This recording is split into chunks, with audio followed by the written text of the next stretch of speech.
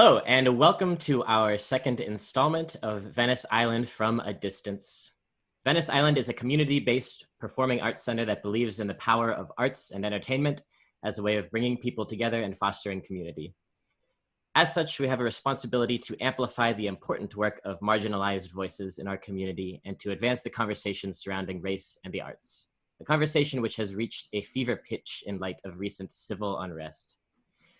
Due to the COVID-19 pandemic, we are unable to have their voices live on our stage. So instead, every Monday night through the end of August, we will be posting informal interviews with artists, collaborators, and voices in our city who have much to say about the role of arts and culture in the midst of racial, health, political, and financial crises.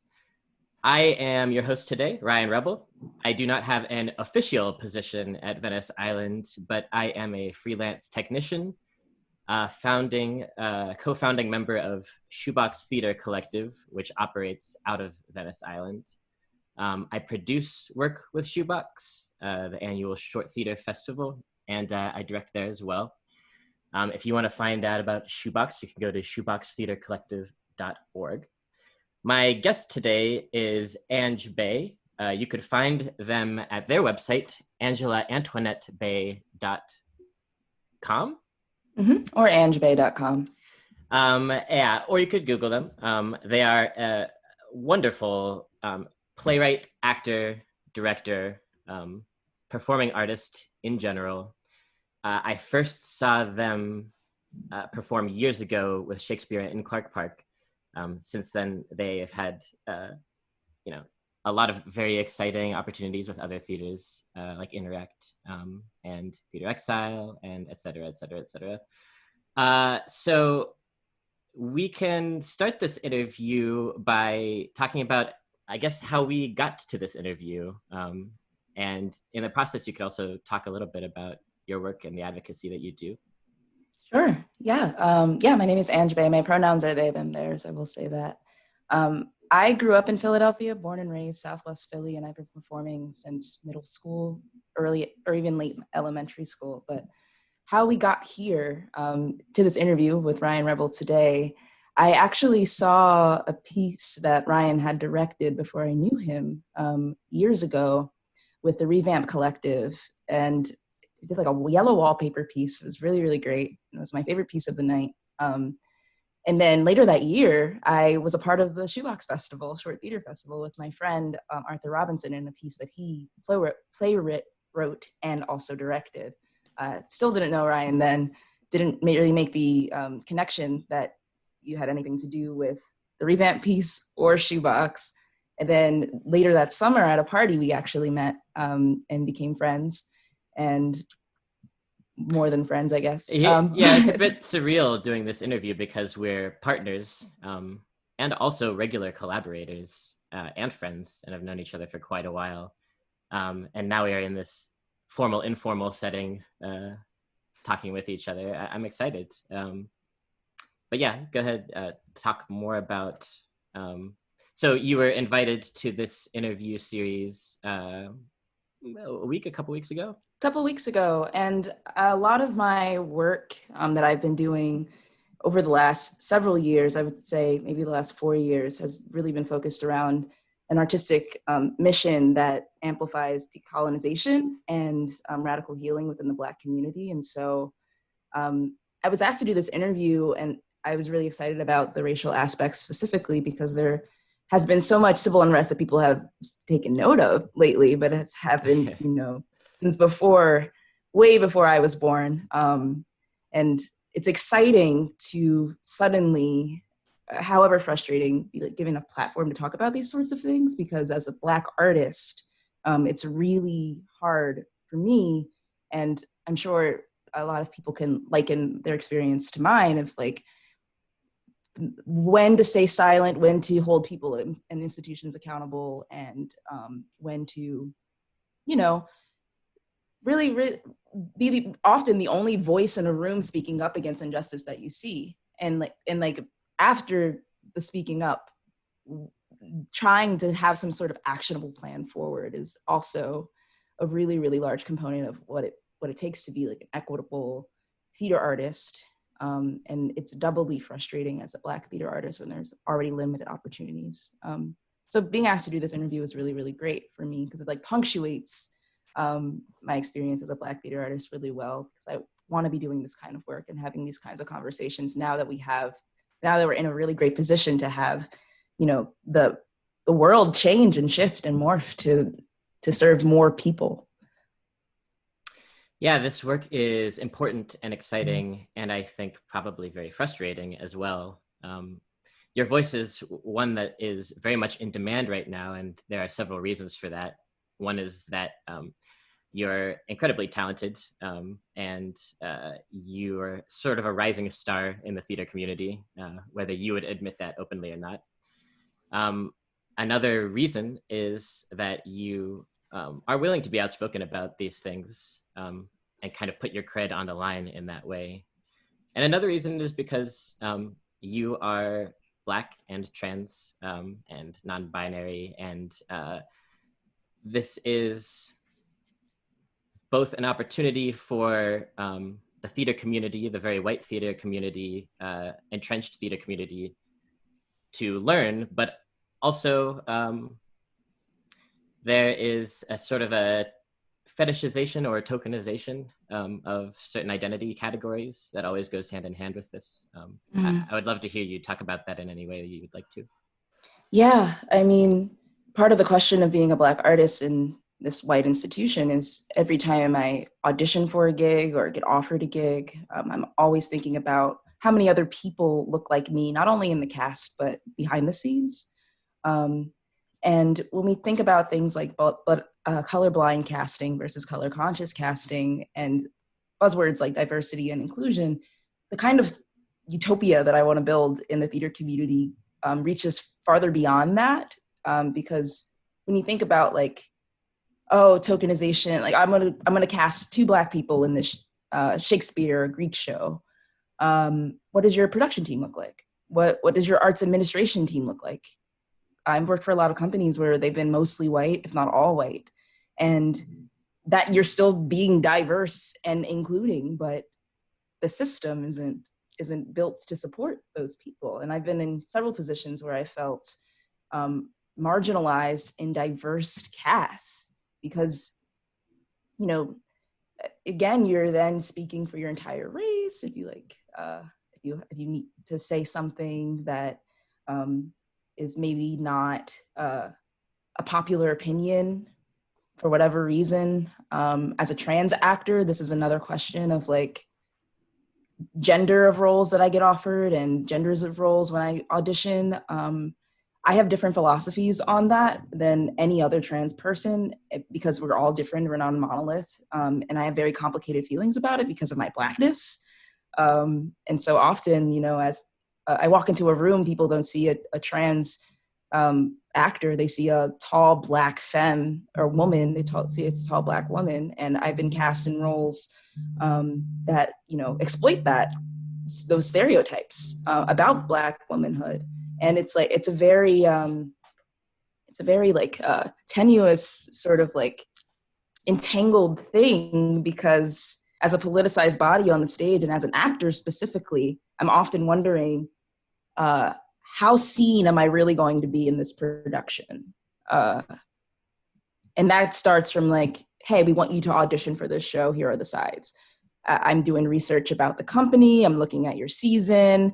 Often I'm disappointed. I go, okay, well, I'm adjacent to whiteness in all of these ways. I'm college educated. I'm lighter skinned. I know I have a lot of like white friends in the theater community. Maybe I can like push forward a little bit in the way of social justice for this organization. But do I want to take all that emotional labor? And there's all these questions about like what it means to be often the only Black person involved in a production. And that's definitely fetishistic and it's definitely tokenistic. What you're saying reminds me of a very beautiful post written by Lindsay Smiling on Facebook about a month ago. Do you remember this post? Yeah. Lindsay is fabulous. He's a Black actor in the city. He was posting about the Lantern Theater Company's production of Othello that he was going to star in. Yeah, he was talking about, if I remember correctly, being the only Black voice in a room that was trying very hard to push the adaptation in a racially conscious direction rather than just a diverse direction. And he was talking about the hardships of that. And even that process, which he seemed to feel positively about because the white people in the room were listening to him, was very like trying because as the voice always pushing for these things, there's a lot of exhaustion bound up in that. So even in a process that goes positively, there can be burnout, there could be feelings of neglect or dissociation.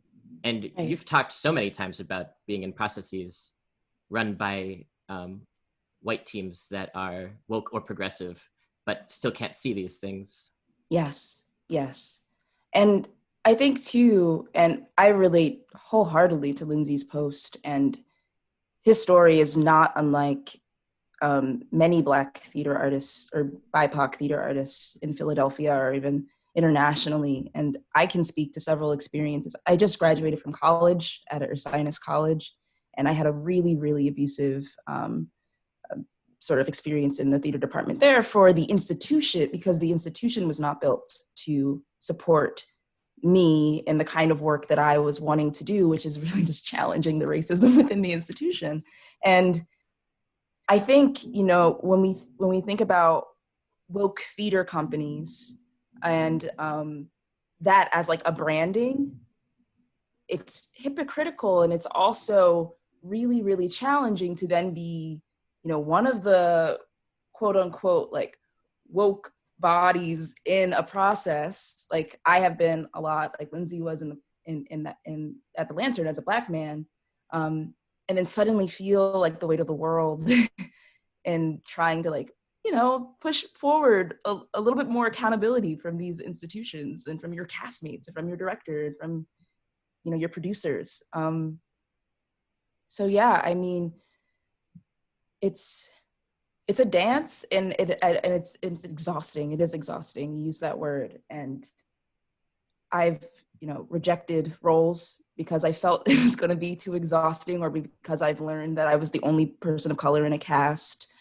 I've also not spoken up when I felt victimized and marginalized in processes and that have been abusive. And, you know, there's this myth that maybe Black actors in the city don't talk to each other, but we're all friends with each other, and we know, like we definitely know what's going on, and we're much more like hip to the nonsense than I think we lead on, because we need to get jobs and we need to, you know, pay our rent and do what we love ultimately. Like have this weird cognitive dissonance of like being a performer and then also knowing that you're not, you know, serving your community directly, or sometimes in no way if you're working for very white companies.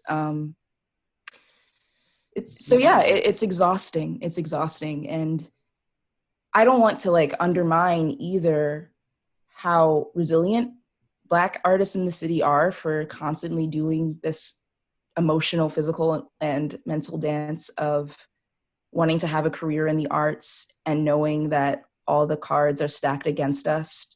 And I'd also want to like call attention to Black theater companies that have been really instrumental in trying to get our voices heard and have produced really great work. Theater in the X, First World Theater Company. Oh man, like there are so many in the city, and so many smaller organizations in the city that have done a lot of great work to amplify Black voices that unfortunately aren't getting the notoriety because they don't have the 501c3 or the relationships to large donors that are white. And this is the institution, this is the system. Mm-hmm. Yeah, it sure seems like most of the exciting like decolonizing work is coming from either small groups or individuals. Mm-hmm.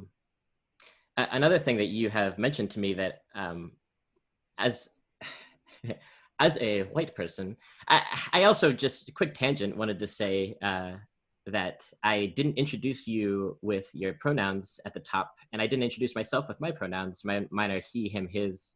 Thanks. This is one of the ways that, like, as a cis white person, that, like, my pronouns are kind of invisible to me because they feel like the norm, and so I forget to bring them up, right? And so it happens with race too. I would have never picked up on something that you have taught me about, which is the way that theater companies can sort of harvest extra dramaturgical labor from BIPOC in their processes. Mm-hmm.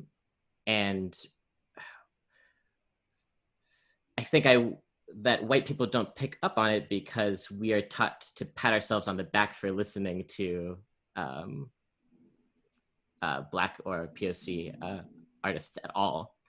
And so can you talk about what this like sort of invisible labor feels like how you experience it?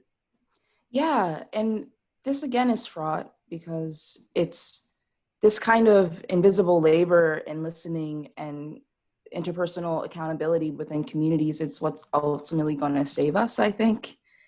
What feels yucky about being harvested in those specific ways as an artist is when you walk into a process, you're signing a contract to do one specific job usually.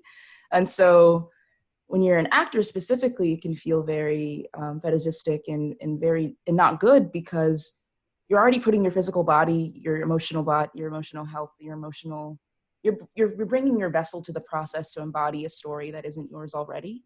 And as a Black artist, when you know, if I'm doing a Shakespeare show or if I'm doing, I did Eurydice in college. I keep bringing up college, but it was such a transformative experience in a lot of ways for me as an artist and like coming to my mission statement. But I did a production of Eurydice in college, my first year of college, and the first ad I saw for the audition had a white woman as Eurydice. And so walking into that audition, I was like, there's no way that I'm going to be cast.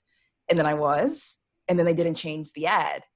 And there was a campaign at my college to, you know, at one of my really great friends, LaShante, like put my face on the white in the elevator with the umbrella, and you know, that little like things like that.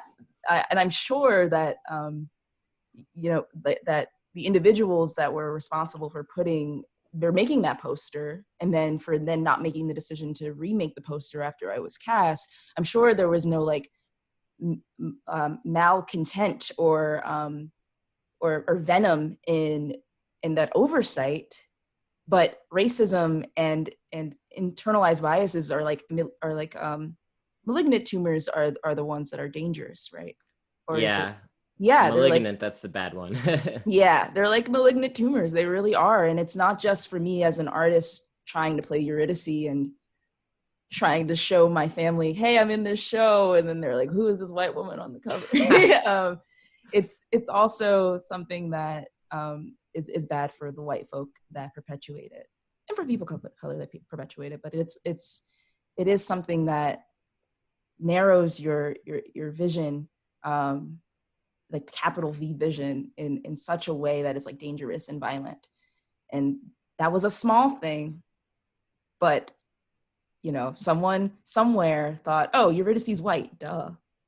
And that there's a problem there, you know. And so I am very generous. I am a very generous person in process. This is true. I am so generous. And you know, I love white people. Some of my best friends are white. My partner is. A lot of like some of my chosen family is white, and I can do that. I'm in a place where I can do that. But you know, what I see a lot of, and what I'm frustrated about most with social media activism from white folk these days, is like this sort of virtue signaling that sort of like necessitates some sort of reward, or necessitates friendship from Black folk or BIPOC folk. And that's not why you should be in advocacy or activism. That's not the reason why you should, you know, be a good person. You're not like, we want to be able to create spaces where I, as an actor, don't have to sign a contract that also says I'm your diversity consultant in order to feel like empowered to say, hey, what you just did was racist in the space, or hey, what you just did is a microaggression. Can we talk about it? we want to get to that utopia where like a Black actor can, you know, walk into maybe a predominantly white cast. In my utopia, there wouldn't be any of that, but let's just say hypothetically, can walk into a predominantly white space and know that people are actually listening and actually holding themselves accountable and actually doing the interpersonal work to undo all that inherited bias and yuckiness inside of themselves so they can be better members of the community. So I want to be able to walk into a process and like, yeah, let's talk about Emmett Till and like how years ago we're seeing the same lynchings happening in 2020, you know, and let's talk about that. And I want to be ready to like have those really hard conversations in theater specifically, because we need to, because it informs everything that we do as artists, down to our season selection, down to the kinds of funders that we, you know, apply to for grants. Like, we need to be able to talk about this and have these kinds of conversations. But currently, as it stands, I only work with my closest collaborators are people that are in my community that align with me spiritually, mentally, emotionally, and physically. And that we have this accountability that isn't just yes manning. And I see a lot of that in theater communities in Philly, especially white theater communities in Philly, of like, hashtag Black Lives Matter. Oh yeah, great, Black Lives Matter, but like, where's your action plan? And didn't you just do this thing last season in this show that kicked up a lot of dirt and you haven't publicly apologized about that? So where's the accountability there? How did you grow from December to spring of the next year? Like what happened? And who are you asking to hold you accountable? Or is it just people that look like you? Or is it people from the communities that you've affected? And that's hard to admit that you're wrong. But until we can get to a place where that kind of accountability is standard, you're going to be harvesting our spiritual and emotional wealth as Black artists. We're walking to a space and every time we have to ask the question of how racist, on a scale of 1 to 10, how racist is this process going to be, and can I withstand it? That is beautifully said. You know, we're going to have to take the pull quote from that. I love white people, Ang Bey. That's going to be the pull quote for the interview. Oh yeah, you would love that as a pull quote. It's sort of a joke, but also white people in power constantly reframing, taking out of context, making safe, powerful words from the Black community. And I do want to get to that in a minute. But first, I'm glad that you brought up Ursinus and your college experience. I first met you towards the end of your time there. And to me, it seems like a whole lot of your thoughts, ideas, and ideals about everything we're talking about right now was shaped out of the fiery forge of frustration that you experienced at Ursinus. It was anger. It was rage. It does not feel like a good place for all these reasons in my brief time that I've spent there. And there was, if you want to talk about this, there was a hate crime that happened at Ursinus that ended up tremendously influencing your artistic career. Yeah. So I did a play. I started writing a play called the Medusa Play my sophomore year of college.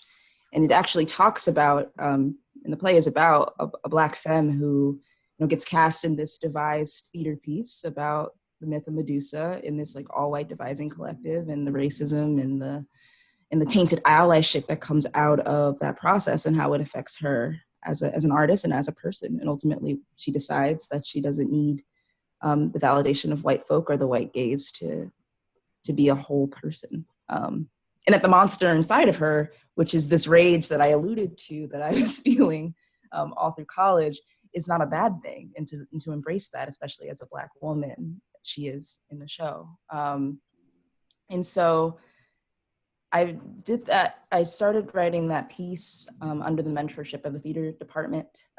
And it was extraordinarily abusive experience for a lot of reasons. I don't want to like harp on that because I feel like I talk so much about it already. But after the Medusa play, I knew that I needed to distance myself from the production that was going to be happening that spring in September, the academic production. And I knew that I needed to do something as a senior my last year to leave a legacy on the campus of holding each other accountable as it pertains to racism. And so I applied for this grant as an individual to do a project called the White Feather Project. And it was a piece about a hate crime that happened on my campus in which a white student who recently has been called out, like very recently within the last few weeks, like peed in the snow, the N-word, nigger, spelled it out. And there were friends that were around him who didn't come forward. And he ended up staying on campus and he was able to graduate this year, and the school like hid that from the Black students specifically, but really everyone.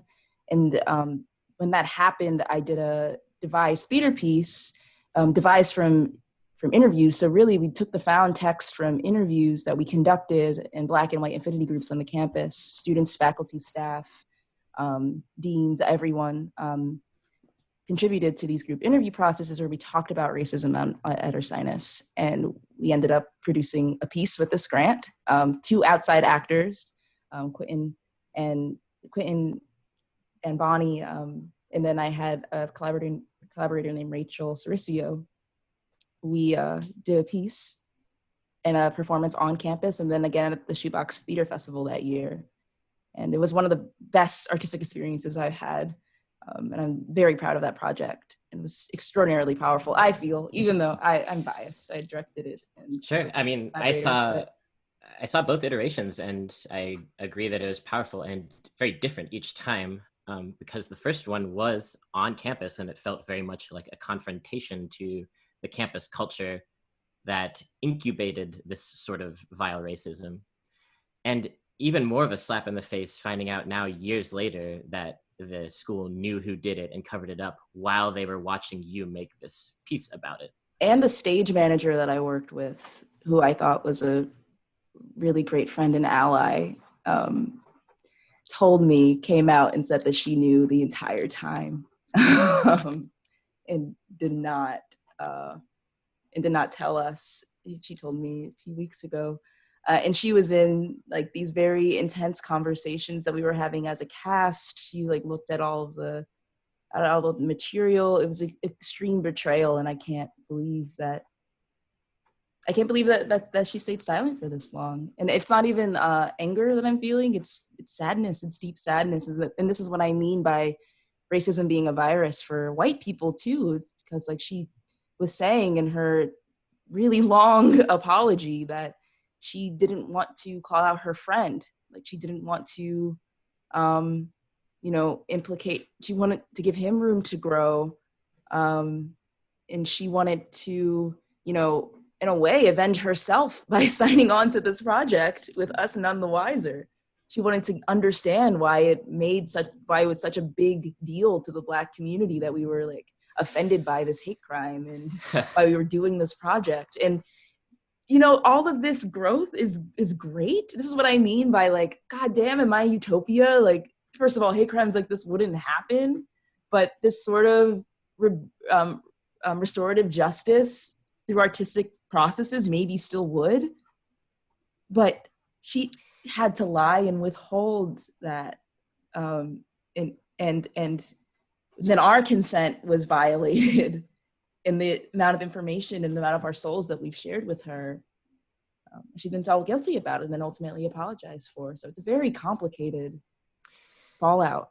Yeah, redemption without consent. I want to jump forward in time now because we don't have much time left on this interview, and I would love to, well, I will keep talking to you about all these issues, but yeah, White Feather Project, a way for you to begin with anger, which is powerful and necessary to interrogate institutions. And the Medusa play is another ongoing project of yours. Yes. That began at Ursinus, was impeded in a lot of ways at Ursinus, And then we met and we concocted the idea to do a new version of it with the Shoebox Theatre Collective at Venice Island. Yep. A production that I thought was really successful and taught me a lot. We directed it together. And you sort of shifted your focus from college with that new adaptation to the Philadelphia theater community and whiteness in that institution. So I'd love to finish off by talking about that. There's a long series of examples of theater companies pushing back against critique in Philadelphia. Philadelphia Theater Company last year, I believe, were the ones shutting down a lot of this discussion. And right now it's Playpen, who are producing a crop of 7 plays. Only one of them is a Black playwright. And they were called out about this in conjunction with a publication that advertised them producing new work with pictures exclusively of Black artists. And about an hour ago, the most recent development was the person whose show that was that they were picturing came out and is talking about how they impeded a lot of the work that he wanted to do, and he asked that they do not use those pictures anymore. So this is an example of an organization that is purporting to be progressive and make progressive work, but has a lily white behind the scenes team and is putting people of color to the front to like absorb the like marketing and like get cred. And it's not, it's really every major theater in Philadelphia in some way or another. So if you want to talk about that, talk about how you feel navigating being an artist that is choosing to navigate this terrain, and also a tall order, but talk about diversity versus decolonization and punitive versus restorative justice. This is an example of how we ask Black femmes for a lot. I know, right? It's too much. It's too much. It's a lot of labor. Pick just like one thing. I can say one thing that'll probably sum up all of that. Great. A really great friend and collaborator of mine, Nia Benjamin, and Sam Tower also run in conjunction Ninth Planet. And a little while ago, maybe like over a year ago, Nia posted or sent in their newsletter a call to action for white artistic directors specifically to step down and to bring up BIPOC artists and teach them the ropes, learn the ropes of what it takes to be an artistic administrator. And seeing that newsletter, I was still in college, and reading that and knowing Nia as sort of like a huge like mentor, friend, cool person in the community through Philadelphia Young Playwrights. It's an organization that I love. I was like, whoa, this is inspiring. And yes, Nia is right. When we think about like diversity and inclusion, what are you including? Who are you excluding, and what are you including them into? That's the first question.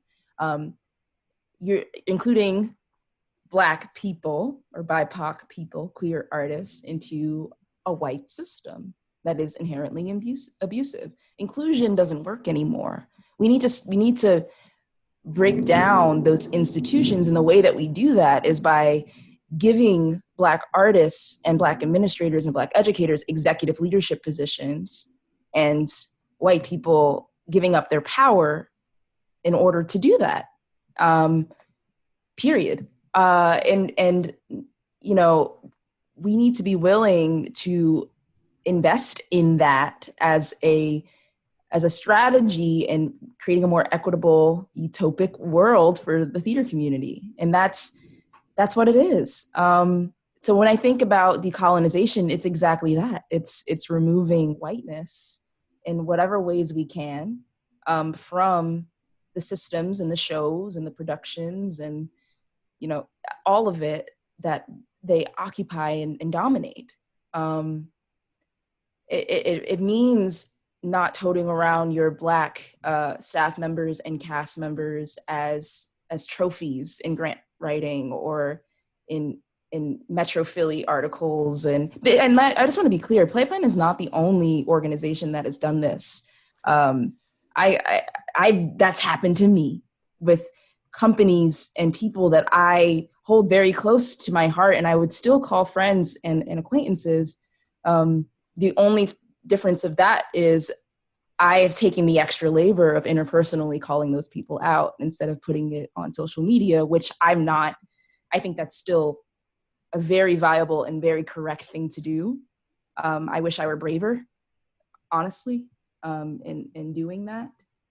But Playplan is not the only organization in Philadelphia that is doing this and has done this. Yeah, everyone, absolutely. Every company that I've worked for is accountable in this. Yeah, you can look on my website if you have questions about that specifically.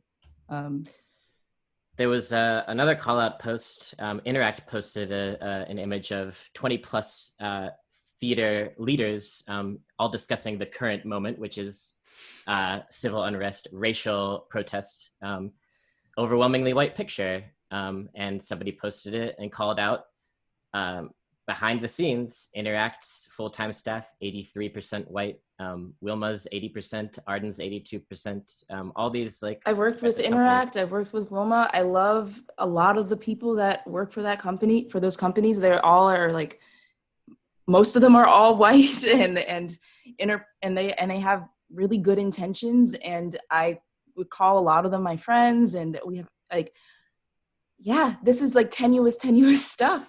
You're right. It's difficult contradictions, and we have to learn to sit and live with those contradictions. And I think white people need to be ready for a lot more pain in growth than they currently are. Because we have given so much love as Black artists and Black creators in this city. We love, like, there's been so much love and grace that you don't even know about. And I'm coming from a place of love and grace because I have the energy and capacity for it, but not everybody will, and that is still valid. Yeah, absolutely. And I'm really excited to see what happens after this time. I'm really excited for you all to listen to us really and do that interpersonal connective tissue, deep tissue work for yourselves, so we can start making the theater company that we say that we have in grants and in our mission statements. Yes, hell yes, in fact. Thank you so much for talking today. It's been great. The Zoom gods tell me we have a little over a minute left. Please plug what you would like to plug, and then I will outro us. Great. Go to my website, angebey.com. I have a couple of plays coming up. I'm in Jouska Playwrights with the wonderful Simpatico Theater Company and a bunch of other Black artists. I'm also in the Women's Theater Festival. I'm doing a show there. Yeah, and Ange is an extremely helpful and important and crucial member of Shoebox Theatre Collective as well. Check out our website. We'll be making more work when we can make more work. And holding ourselves accountable. We'll keep helping each other do that all the time. Thank you all for watching. Thank you to this week's restaurant partner, the Manayunk Tavern. Great place. I love it. I go there all the time. Really please, tasty. Yeah, it is. Join us next Monday at 7:30 as Noah Herman interviews Chris Herman, Executive Director of Yes and Collaborative Arts. Different Herman spelling, by the way. Thank you so much, Ange, and take care. Yeah, thank you. Bye. They force their power and talk about freedom. They lie about liberty and use force as religion. It's us against them and we're fighting. I got a picket and a dream I won't hide in. I can't stand to live this way, fight it on the outside.